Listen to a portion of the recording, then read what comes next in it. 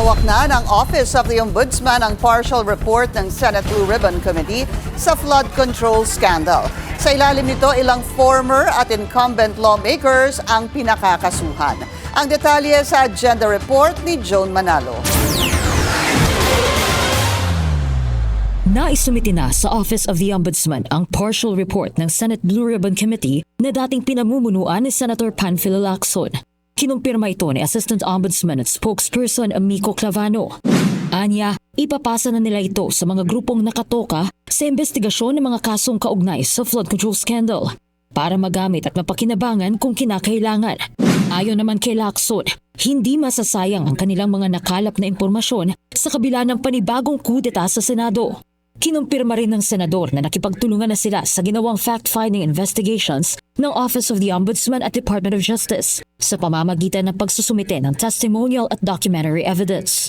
Inilatag din ni Lacson sa kanilang naging progress report sa plenaryo ang mga plano sana ng komite sa pagpapatuloy ng flood control investigation.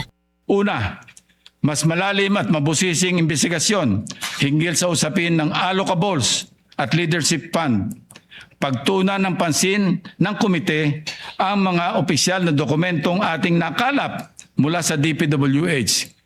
Kabilang dito ang mga sulat galing sa mga mababatas na maaaring pag-aralan para magpakita ng paper trail na nag-uugnay sa mga flood control projects. Magpapadala na rin pa rin po tayo ng formal na imbitasyon kay dating Speaker Romualdez sa pamamagitan ng kasalukuyang Speaker ng Kamara upang bigyan daan ang kanyang panig at paglilinaw hinggil sa mga aligasyong ibinabato laban sa kanya.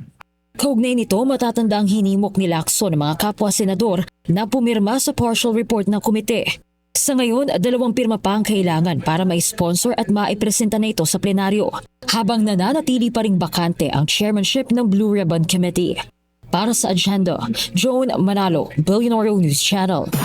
Mag-follow sa aming mga social media accounts at mag-subscribe sa aming YouTube channel para sa pinakahuli at eksklusibong mga balita.